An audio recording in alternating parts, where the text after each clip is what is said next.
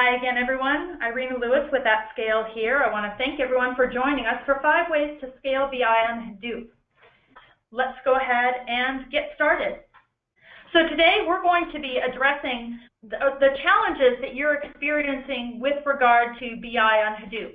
How do you scale BI on Hadoop? That's the main reason, and we've got, as I mentioned, experts here who are going to walk you through what's the foundation of it, what are those challenges, and what in their experience are ways that you can actually go ahead and scale BI on Hadoop.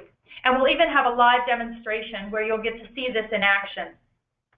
Joining me today is Hal Lavender, Chief Architect with Cognizant, who's been working for many, many years in both the BI and big data space, helping large organizations to scale BI on Hadoop. Nino Bice, who's the Principal Product Manager with Microsoft, and he's going to be sharing some insights on how Microsoft helps to scale BI on Hadoop. And my very own Josh Klahr, the Vice President here of Product Management at AtScale, who's going to be running that live demonstration. My name's Irina Lewis, and I'm going to be moderating today. So with that, let's go ahead and jump in. In order to set the stage really quickly of how do you overcome the challenges of BI on Hadoop, we were thinking, well, in order to have a challenge, you need to be doing it or trying it. And so how did BI on Hadoop come to be? Why is that a priority? And really, if we think there's two sides to it, there's the BI side and the Hadoop side. And in looking at surveys that Gartner has been doing for years, interestingly enough, I found that according to this CIO Agenda survey, BI and analytics has been the #1 technology priority for CIOs, not just 1 year, but 3 years running. Another side of that same coin is not only is it important to CIOs, it's important to organizations around the world. And in fact, another famous Gartner report, the Magic Quadrant for BI, covers up to 20 over 20 vendors, which means there's a lot of demand for BI. Everybody is wanting to give insights and access to their decision makers of all of that vast amount of data. And so we've got this continued importance of BI. Well then, the other side, we've got Hadoop. And Hadoop is actually rising in importance, celebrating its 10th year this year.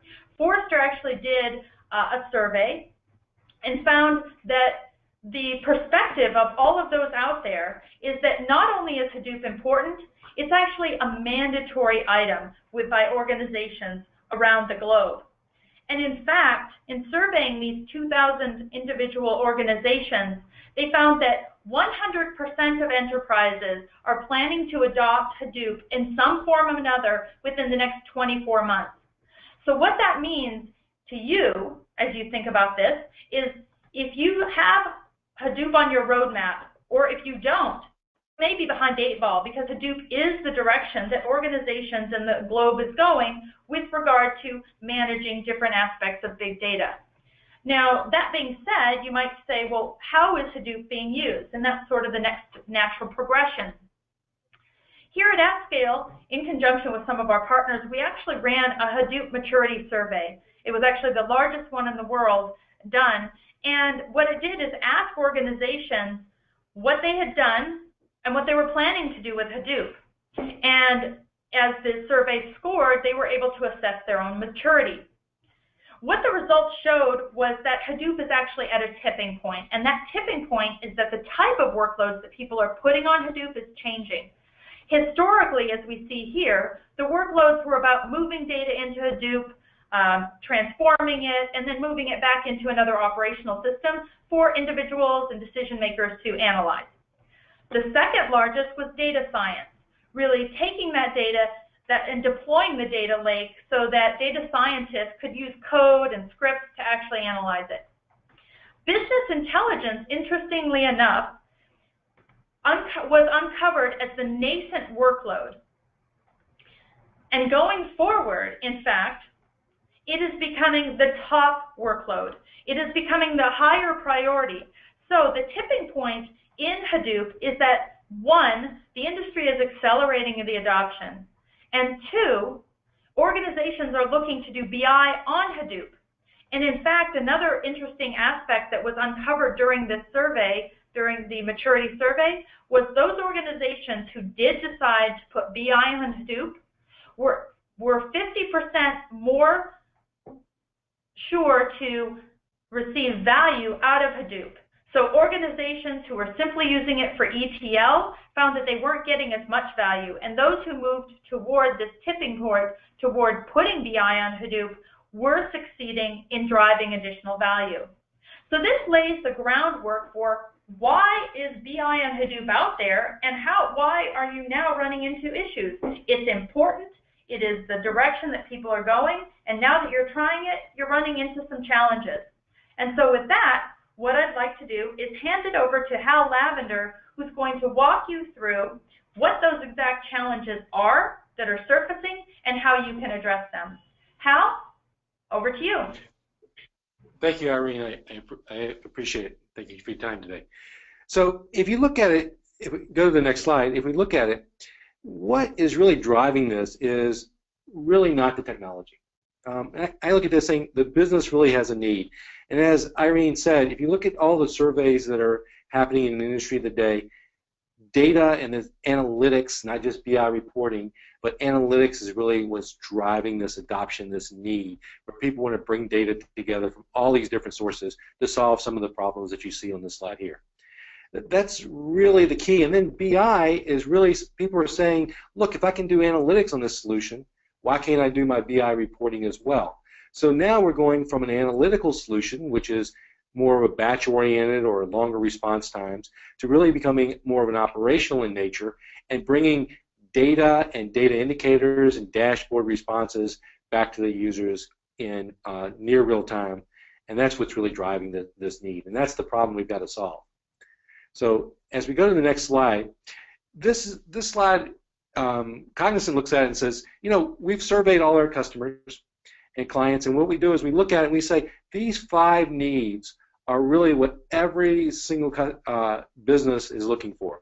They're looking for their data to be brought into the system in hours and days, not weeks and months, so new data sources.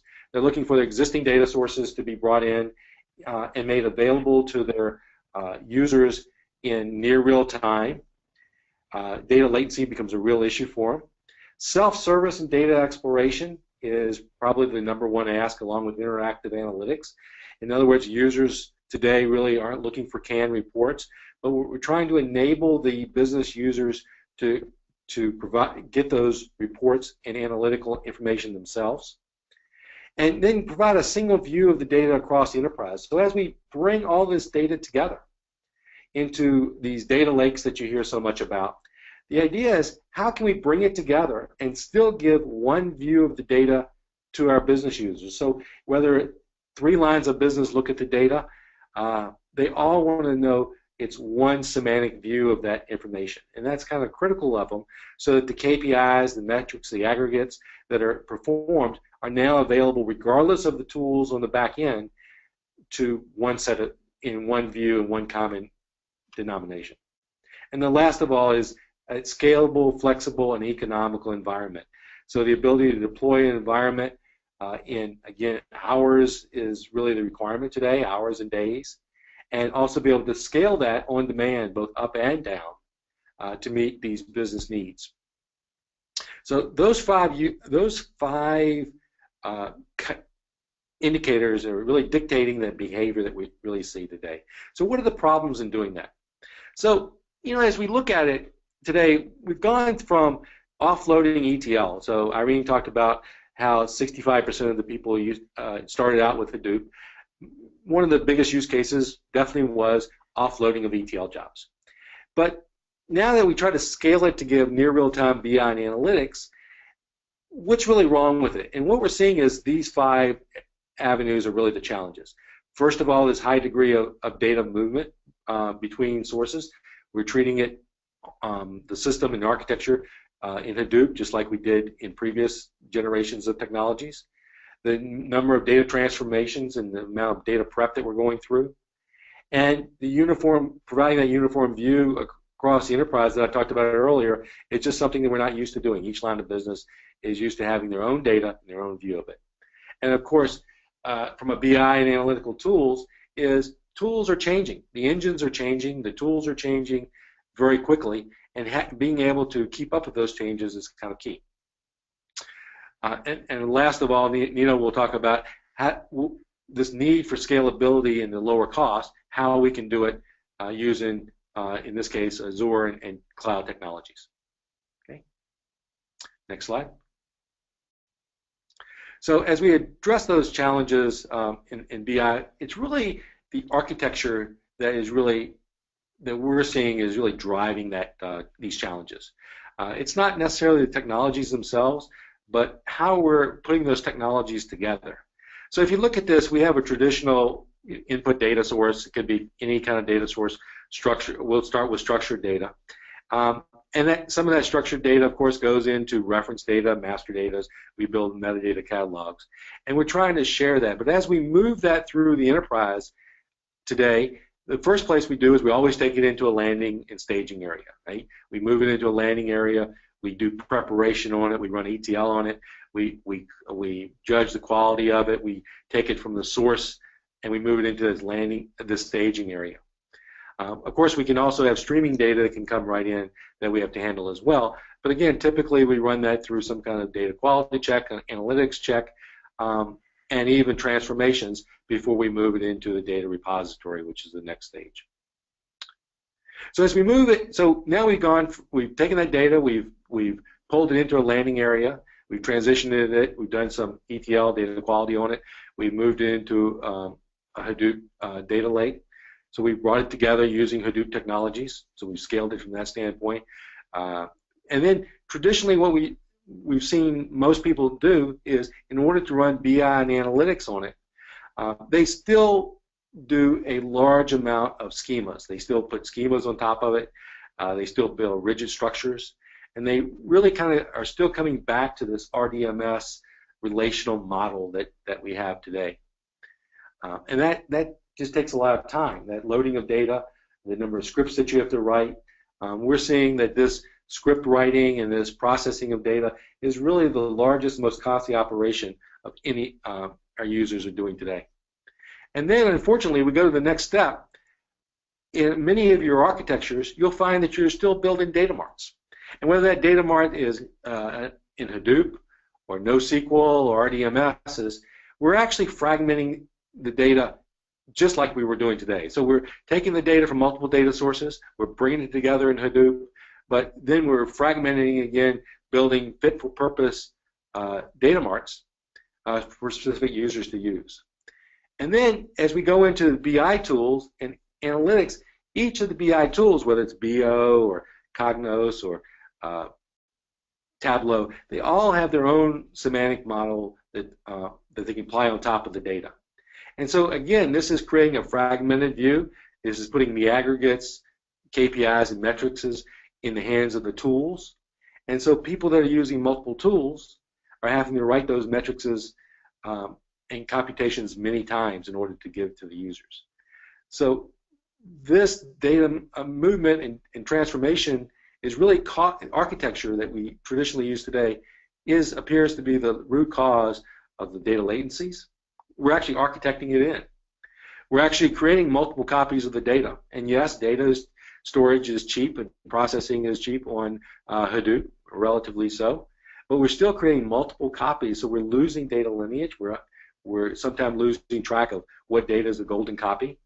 We're creating rigid schemas just like we did in the past. And so those schemas that we were creating in RDMSs and the data modeling effort is still being done today, so that when the data changes, there's a considerable amount of effort that's needed to change and store that data. We're fragmenting the data almost just like we are today. So although we've brought the data together into a data lake, we're not using it across lines of businesses. And we've lost this whole data lineage and data governance capability, or at least made it tremendously difficult in this architecture. And of course, this drives us back to the high maintenance cost. Okay. So how do we optimize this thing, and how can we optimize the movement and the transformation? So we still have the same sources, the same movement of data into reference data and master data that we have today.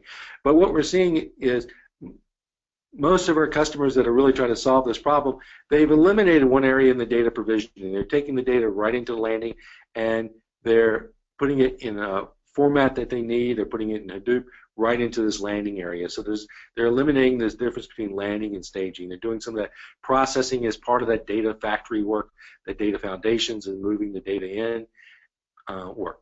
Then as they move into the data storage and data lake area, they're really using putting it right into Hadoop, and they're using a schema and read methodology to decrease the rigidity of the data.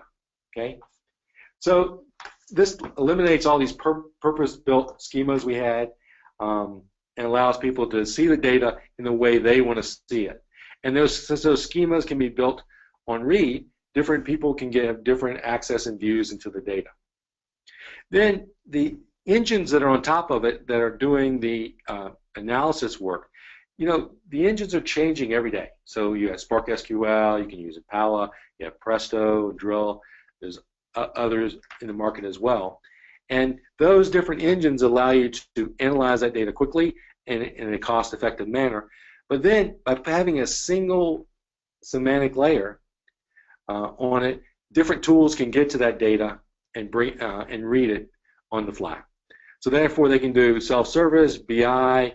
You can use tools like Excel, you know, using the Simba connector, for example, to read directly out of Hadoop and bring into your BI tools that you have today, and then do what-if analysis right on it. So what we've done here is we've eliminated this need to move the data multiple times, and eliminated the need to do purposely built or rigidly structured data marts and fragment the data. Okay.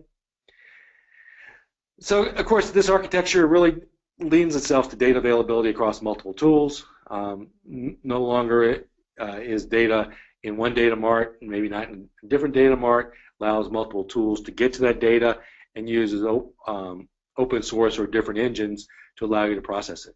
Improves the data availability because I decrease the number of hops, I reduce the number of copies.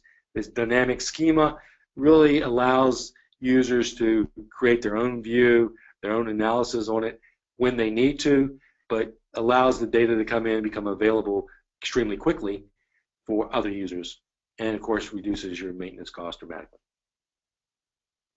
Okay. You know, we're back to the 5 problems that we're trying to solve. So it's this rapid movement of data to end users is important. How can we move this in from the time the data lands? They want it in the system in minutes, not hours, and decrease the number of hops. Service to self-service people, interactive analytics, and provide that single view of data across it. So as we walk through the architecture, we have the same sources we had before, but of course now we're adding unstructured data and semi-structured data in place. We move into the data provisioning with a single landing area and streaming, so the data comes in quickly and gets processed. We move into the data lake as well, so the data comes in the data lake. We have raw data. We bring the raw data in, and then we do KPIs, aggregates, build those relationships on the fly for the users, and then allow through a common semantic data view the BI tools to access it, so that the same view and the same data can be seen by regardless of the tools that you use on the back end or the different users groups. So I hope this gives you kind of an overview of how you can change your architecture to really decrease the amount of time, the data latency, the amount of time data is being processed and sits in any one layer, as well as the cost of processing and reducing the number of pig scripts, Python scripts that are being processed.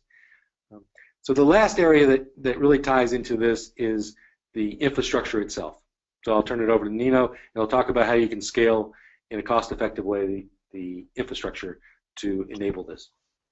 Thanks a lot, Hal. Hi, everybody. So I really want to quickly introduce Azure Data Lake. So Azure Data Lake is Microsoft's big data platform. We're very excited to partner with AtScale. You know, we're an enterprise company with an enterprise cloud, and we look for customers that can deliver enterprise-capable analytics solutions. So we're very excited to be a part of this. So I want to talk about the infrastructure and the cloud specifically. So actually, if you check it out, Forrester recently named Azure's Data Lake as one of the key quadrant leaders in Q2 2016 for big data Hadoop cloud solutions. And there's a couple key reasons for that. Number one is, as you think about coming to the cloud and as you think about getting into cloud scale, you got to think about performance and efficiency. One of the key things we do, and the key architectural difference between on-premise big data versus cloud is we ultimately decouple compute and storage. So what that means is you really can come to the cloud, come to Azure specifically with AtScale, and you really can provision and use and almost dynamically resize the amount of resources you need to have AtScale run performantly on Azure Data Lake HD Insight. So as opposed to investing on-prem in a bunch of CapEx and OpEx and running machines and not reaching maximum utilization, the cloud gives you those abilities to do big data computing efficiently and inexpensively. We have a number of ways you could store all data. We support all data with Azure Unstructured Blob Storage. A lot of our customers use that today. And then we also are coming to the market with Azure Data Lake Storage. This is a ground-up built storage service we built from internal IP that we've built over the years, powering things like the Bing search index. So our scale and our performance is really unrivaled. So again, we're really excited to partner with AtScale and to have AtScale run on our Forrester Quadrant Leader infrastructure. So a couple of the things I want to talk about. So let's go next slide. Thank you. So I specifically want to talk about Azure HD Insight. So this is one of the services we make available under our Azure Data Lake brand. Azure HD Insight is a fully supported managed Hadoop service. So what that means is, as opposed to coming to the cloud and deploying your own cluster, managing your own cluster, dealing with your own fault tolerance, you can come to Azure and you can deploy HD Insight, and we have a team of engineers, over 50 engineers, that actually manage that for you. So we do a lot of things like we deliver a huge SLA. We, if your cluster goes down in the middle of the night and it's not recoverable automatically by our systems, we wake up, we take care of it for you. So it is an industry-leading managed data enterprise big data Hadoop solution. So it's available on Linux and Windows. One of the powerful things there is, and this is one of the reasons we partner with AtScale, is if you have a solution or an application and it comes from a native Linux environment, you don't have to deal with any kind of porting or dealing with conflicts. You can run 100% Linux, and we provide that now. It works on all of our data storage systems, so AtScale can connect to any data on Azure Data Lake. It's 100% open source. We partner with Hortonworks, so we are running Hortonworks as part of our managed solution. More importantly, the managed service is up and running in minutes, and you can take them down in minutes. So coming back to my previous point, in the cloud, you could spin up an AtScale cluster, for example, with 4 machines, 4 nodes, and you could run that. You could do a demo, POC. It's a great way to get started. You don't have to get $1 million budget up front to do it. And then when you're ready to scale to hundreds of users in your enterprise, it's actually just an automatic config change. And then you're up and running with up to 1,000, 2,000 nodes, whatever you'd like to run your business. So it really is ultimate elastic scale, and that's the vision and the promise of the cloud, and we're making that true for our customers today. So again, we're very excited to partner with AtScale. That's a short summary of the infrastructure options you have to run AtScale on Microsoft's Azure platform. And I'll pass it to Josh. He's got some exciting announcements at the end that can help you get started today, actually, on Azure with AtScale. So Josh, take it away. Thanks, everybody. All right, and thanks, Nino. Thanks, everybody.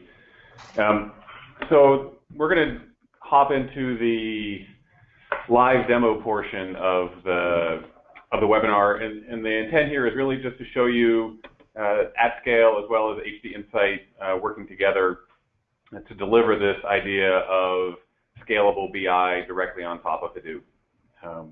So to set the stage, available right now on the Microsoft Azure Marketplace is a pre-built template for installing both an HD Insight cluster as well as AtScale installed on that same cluster. So if you go out to Microsoft Azure and you search for AtScale, you can find this, this marketplace offer.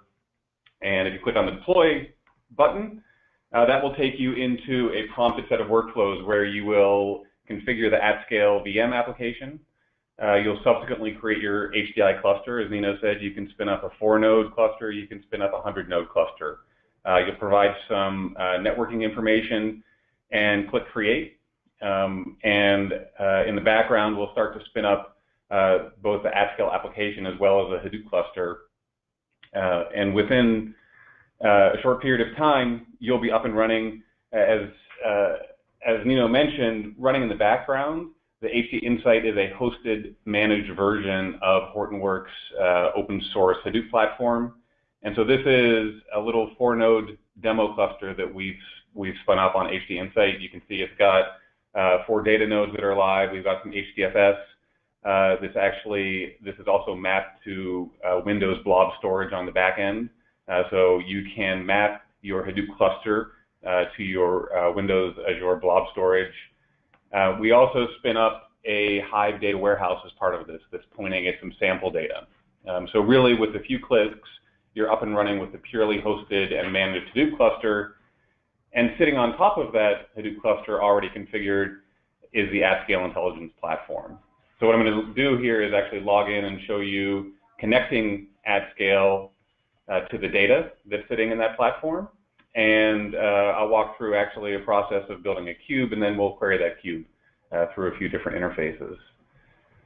So just to set some context, AtScale, we are a business intelligence server that's sitting on top of Hadoop. And if you're familiar with the world of BI, as I hope a lot of you are, because that's probably the reason you signed up for this webinar, the concepts that you see in AtScale should be really similar. In our modeling environment, we make the world look as if it's a cube, a dimensional model. So we dimensionalize data. Your raw data could be clickstream data. It could be a big fat Y table with 200 columns, or it could be a snowflake schema, or it could be transactional data or a star schema. What you'll do in the modeling environment is you'll actually create the dimensions and measures, create that semantic layer that you want your BI tools to be able to query. So in this view, you'll see we've got a fact table that has a bunch of raw data in it. Connected to that fact table are dimension tables. And dimension tables here, you'll see we start to deliver some dimensional modeling concepts. This is not a flat table with a bunch of columns in it. This dimension actually has multiple hierarchies. It has a drill down path from year to quarter to month to day, or year to week to day. So we start to bring in some of those traditional business intelligence concepts. This is a way a BI user wants to view the world. So let's actually just go through a quick process just to give you a sense of what the modeling experience is like. Let's go and we'll create a cube from scratch. And when you bring up your AtScale plus HDI cluster, it will by default be connected to the Hive warehouse that spins up as part of that cluster. And you can go and navigate. We have some sample data that's stored there. And so you can start the process of bringing in, for example, the sample data. I'm going to drag my sales data onto the canvas here. I can preview this data. We've done a few things with the sample data to make it look a little bit more Hadoop-y. For example, we have key value pairs. Hal talked about this concept of schema on read.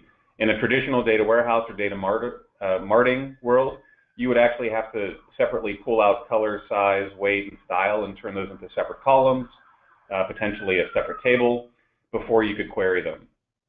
In AtScale, the process of building your cube is as simple as taking the columns that you're interested in. For example, order quantity. I can create sum of order quantity. I can create sum of sales amount, and I can turn that into a measure. I can even create some calculated measures. So let's imagine sales tax doesn't exist in my raw data, but I want to calculate it on the fly. I can go in here and I can pre-build a sales amount measure. And once I've created that virtual column, this is not a real concept. I haven't processed any data. I haven't built a cube. I can turn that into a measure. So in a few minutes here, I've taken the columns that are of interest to me, those fact records, the things that I want to count, and I've built a little cube, or a half of my cube, that has some measures in it, but I don't have any dimensions yet. So let's start the process of filling out my measures. And that's as easy as I can reuse items that are in my dimensional library. So I can reuse my order dimension that we looked at before, and I can just wire that up and say, there's my order date key. And I can save that relationship. I can bring in my product hierarchy, and I can drag that on my canvas and wire that up just as easily. One of the things you'll see here is, as a designer, there are some questions that you want to know and have answered as you're designing. For example, do the product keys look the same? We'll actually give you a preview of that join and identify if it looks like there's a good match. So I've built up my product dimension. Let's actually, if you remember, we had that data, those key value pairs, size, weight, style, and color. I want to do this schema on read or schema on demand, and I want to extract from that product info field, I just want to extract the column color. So I'm going to identify, I want to pull out color. I want to project that like it's a string. So I'm creating another one of these virtual columns. And now I have color. I can easily turn that into a dimension that I can analyze my cube by. And so if I go back and look at my cube preview, this is what a BI user is going to see when they connect to the AtScale cube. I've built a pretty rich cube here with data attributes, product attributes, and a bunch of measures. At this point, all I've really created is a virtual concept, but now as a business user, I want to query it. So I'm going to publish out this shared semantic view, this layer. If you remember Hal's visual, it showed the Hadoop cluster with all of the SQL on Hadoop engines, and then it showed a bunch of BI tools connecting directly to that data in live mode without pulling it off the cluster. When I publish this cube, that's what I'm doing, is I'm providing all of the BI clients that talk either SQL or the MDX query language a shared view into this underlying cube. So let's actually go and access this cube. I'm going to pop over into my favorite BI tool, the most popular BI tool in the world. And I'm not just saying this on Nino's behalf. Excel is, in fact, probably used by more BI users than any other tool in the world. And what I'm going to tell Excel is I'm going to connect to analysis services. The AtScale architecture hybrid query service does something we call BI server impersonation. So we can make ourselves look like SQL Server analysis services by exposing what's called the XMLA or XML for analysis interface. I can connect to the cube in live mode. I can click next, and lo and behold, within Sales Insights, there's my HDI demo cube. I can connect to that cube, and let's bring it into Excel. And now within Excel, I've got a live pivot table, and I can start looking at, for example, order quantity.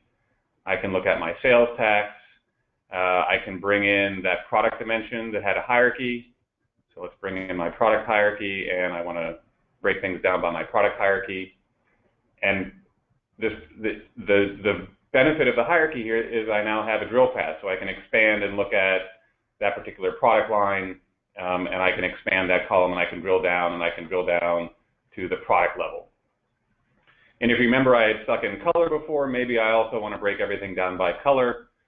So I'm going to bring in color here as, say, a column label, and now I'm looking at color as well as order quantity. This is all in Excel. These are executing live queries directly against the Hadoop cluster. I haven't pulled any data out. I haven't done an extract. I haven't built a SQL Server analysis services cube.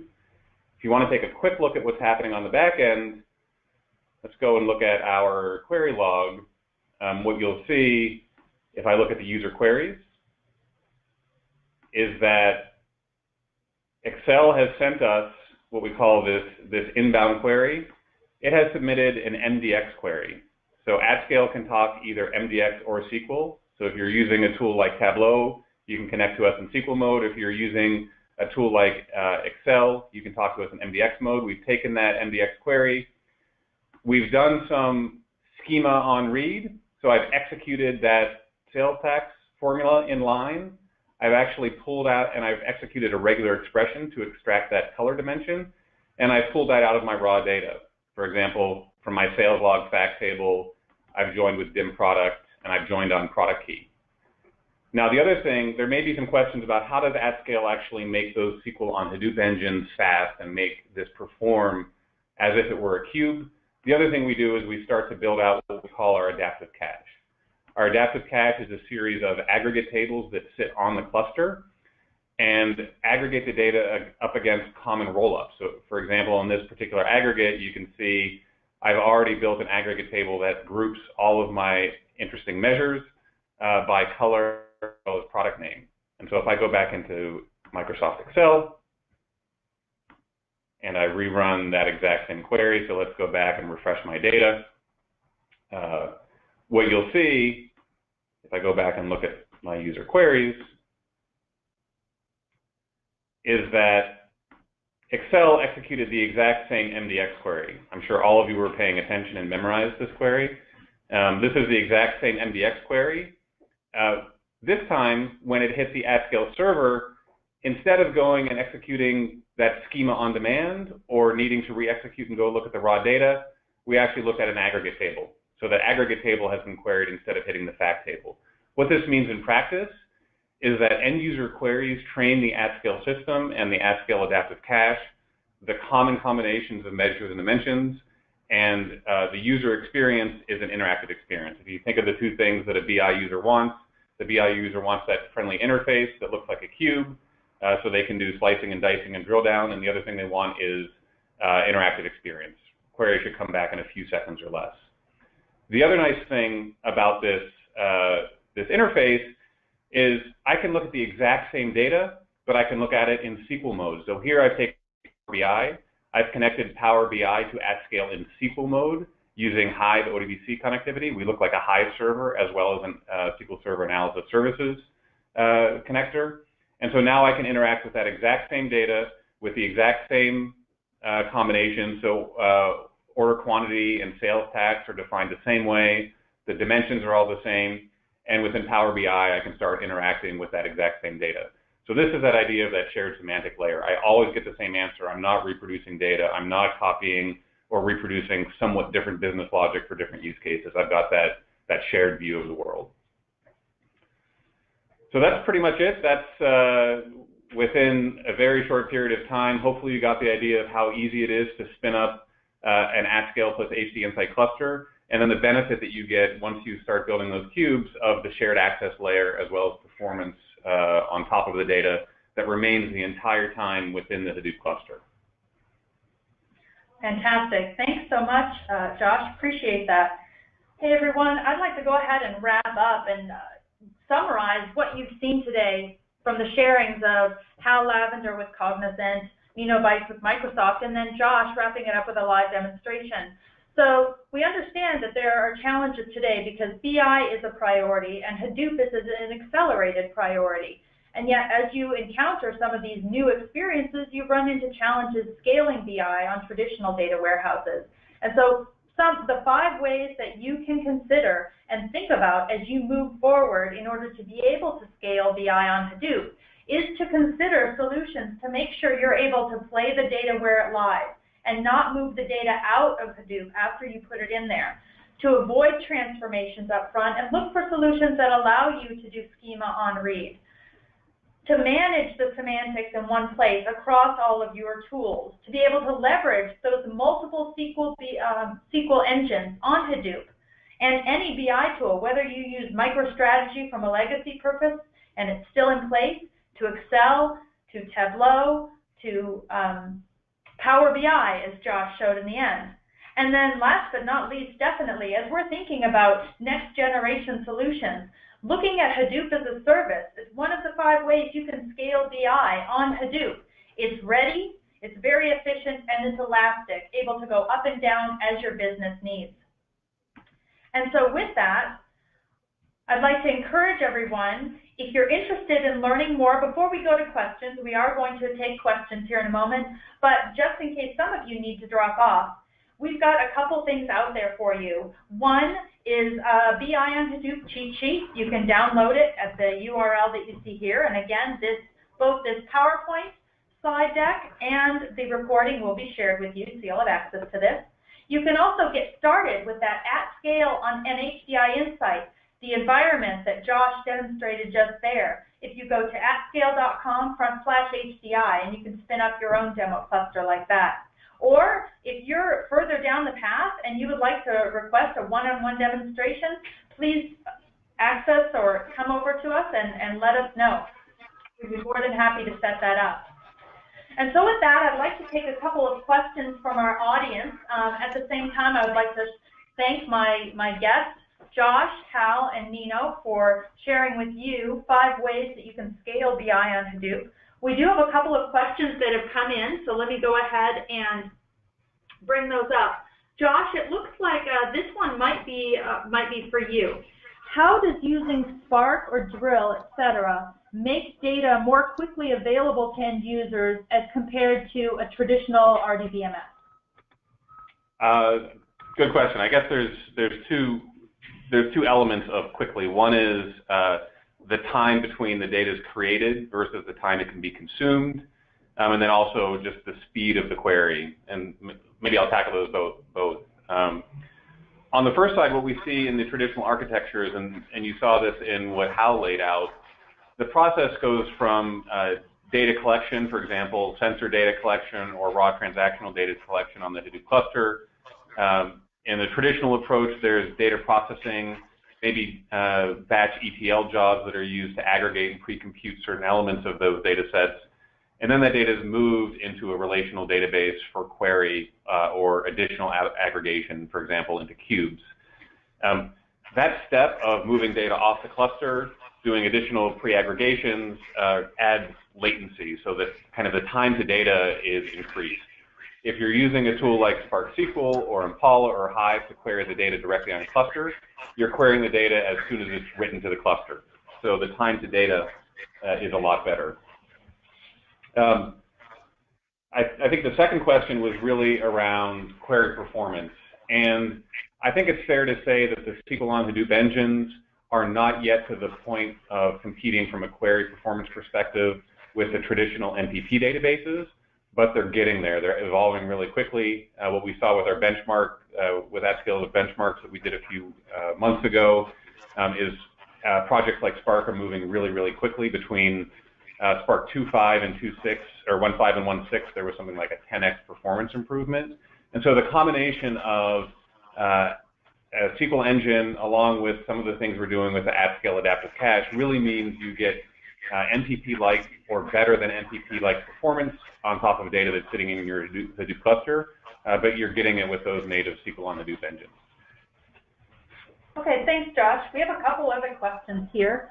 One is AtScale a MOLAP, ROLAP, or HOLAP? Great question.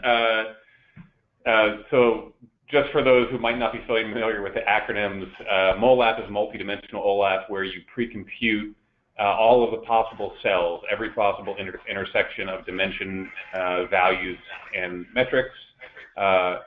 HOLAP is hybrid, some combination of relational OLAP and MOLAP, and then there's relational OLAP, which is a series of relational queries against relational tables, where you may roll up against those tables. AtScale architecturally is a relational OLAP solution. You should view it as an aggregate-aware relational OLAP engine that also creates and manages the aggregates that are used to deliver performance. Excellent. Looks like we have a couple of other questions here. This one might be able to answer with an example. It says, where can we find information about AtScale scale capabilities, like raw data size, how it handles high velocity, high volume data, dimensional scale, and scaling cardinality? Perhaps one of our customer use cases, or would be a good example of this, Josh, or I'll defer to you, Dan. The best way to answer this one. Yeah, I'll give two answers. The first is, if you go to blog.atscale.com, you can find, if you scroll down, maybe 3 or 4 blog topics. The benchmark that we published in the end of February, this is looking at a 6 billion row fact table and a billion row dimension table across a set of queries based on the star schema benchmark, which is based on TPCH. So that will give you a sense of the scale and the performance gains. Out in the wild, from a customer perspective, to give you a sense of one of our larger customers right now is looking at over 480 billion rows of fact records. They're looking at set-top box data that they're collecting from all of their customers. That's on a really big cluster. That's on a 450 node plus Hadoop cluster. But the scale from AtScale comes from the Hadoop cluster. And this is really why we think kind of the combination of something like HD Insight plus AtScale is a great combo, because you can scale out your Hadoop cluster, and that's how we deliver scale. You don't need a separate memory space or a separate set of servers or separate storage for AtScale. We are really using the Hadoop ecosystem and the Hadoop cluster to deliver scale. So you can essentially, as big as you can scale your Hadoop cluster, AtScale can subsequently handle that volume. Does AtScale support role-based access control and what type of security? Yes.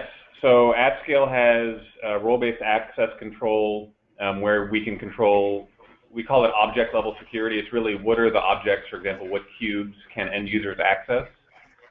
We support row-level security, so you can basically assign dimension member filters to users and control what data they can access. We also integrate really tightly with kind of what are the standard security models of the Hadoop ecosystem. So we work nicely with Kerberos secured clusters as well. So we've paid a lot of attention to security for the enterprises that we're working with. Security is kind of the top 5 of the 6 things that are on the RFPs we get. So we really, I think, have a good answer to the difficult security questions you might have. Great, thanks, Josh. And again, thank you all for the questions that you submitted. In the essence of time, I would like to go ahead and wrap things up. We will be sending you the recording along with the PowerPoint. Thank you, everybody. Thank you to our presenters, and I hope everyone has a super day.